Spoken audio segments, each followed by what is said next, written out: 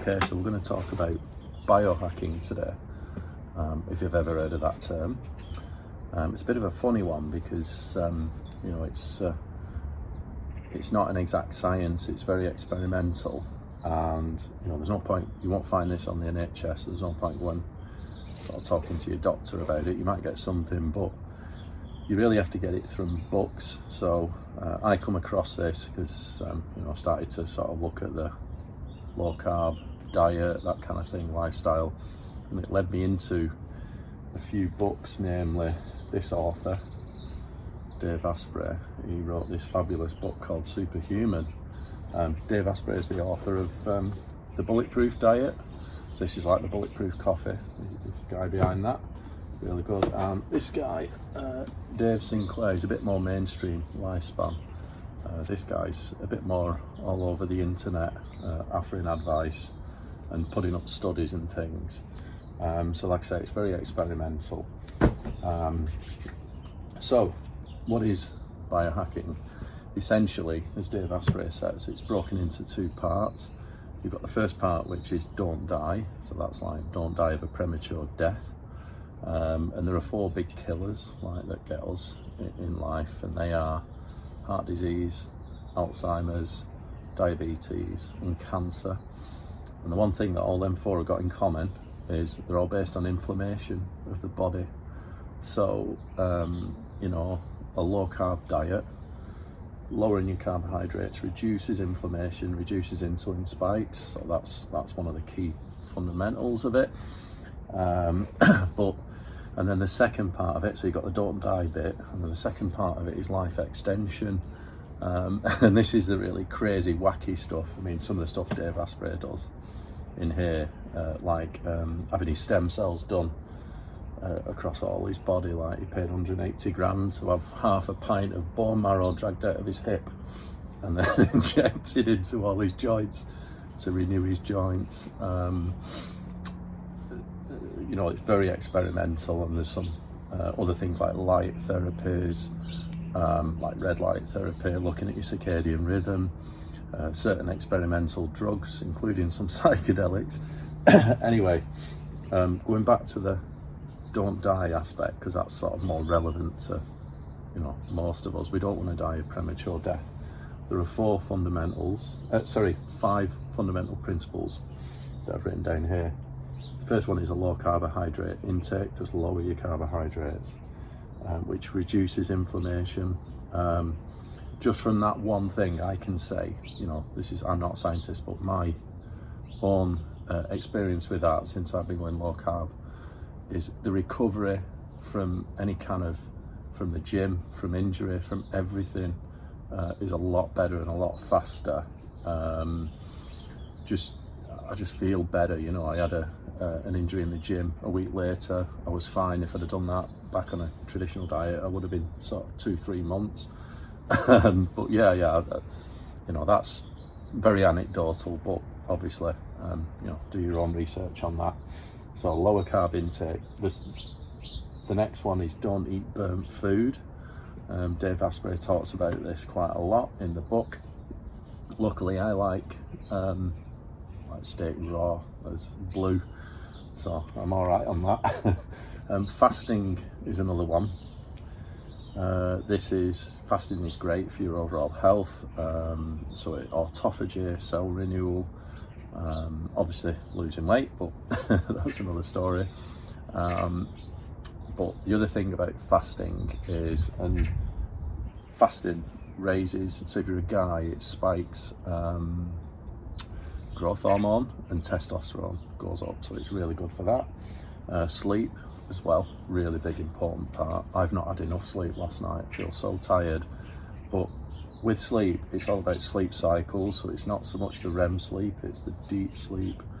And just if you track sleep and try and get it so you can get 1 to 2 hours of deep sleep a night, you get really good sleep cycles. And you can also bank sleep. You can do 8 good nights of sleep before you go and have a crazy night out or a crazy party. So you can kind of bank sleep as well. Sleep's really important.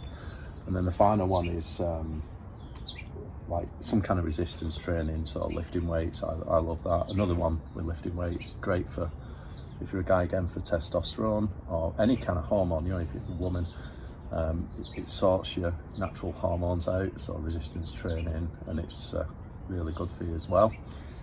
Other things, so I, in terms of supplements, I go a bit mental on vitamins. I have all separates, like every single one. So like really strong. I was naturally deficient in sort of B12 and that kind of stuff. So I'm, an iron, so I make sure I get enough of that. But also some of these weird ones, like for a guy, spermidine, NMN and transresveratrol, and obviously coenzyme Q10 as well, amongst other, I take a lot of other supplements as well. So on the kind of life extension bit, this is a bit strange. So there's many different experimental drugs, and it's all about adjusting the way that you live, whether that's having red light at night. You can change your light bulbs. I've got some red light bulbs for when I do reading at night, so I turn the red lights on because it's better for the circadian rhythm at night. And also I do a lot of, let's call it like treatments. So I've had PRP, platelet rich plasma, all over. I've had it on like my skin, my hair, and it just regenerates. They take blood, centrifuge it, and inject it, and you can have it in joints as well. So I've had my knees done, and it regenerates collagen and cartilage and anything to do with skin, follicles, things like that. Yeah, so I had my knees done. I had this like needle, like you wouldn't believe, really long needle. Went to an orthopedic doctor, by the way. Found this clinic in Manchester that will do it. And there's nothing wrong with my knees. I'm actually squatting like I was in my 20s, so I feel great. But this one clicks when I first start, and my personal trainer said, your joint warms up and it stops clicking after you warm because your body fills it with fluid, this joint. But I went to see the orthopedic doctor, and they do stem cell treatment on knees, so almost like regenerating your knee joints, your cartilage. So I had this needle injected in. First, it's this one is not stem cell. It's a mixture of hyaluronic acid and collagen, straight into the glucosamine as well, straight into the knee.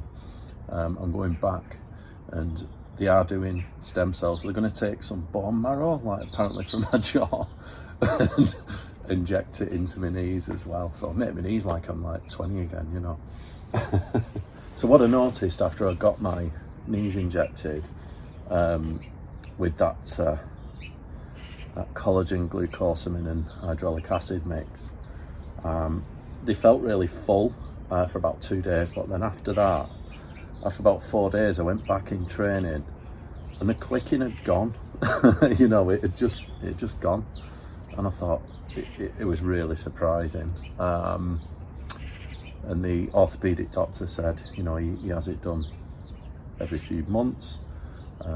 He might be selling something there, who knows. But that's what he said. But it did actually work. So I'm looking forward to the next phase, which is the proper stem cell treatment.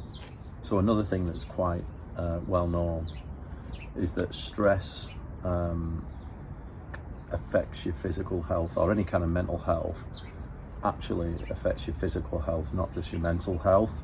Apparently stress affects what's called P cells, and they shorten your, I'm not a scientist, but apparently shorten your telomeres, and which is a genetic thing, and basically shortens your life. So the more stress-free life you can get, the better. This is, we all know this. It's almost like, well known, but there is science behind it as well.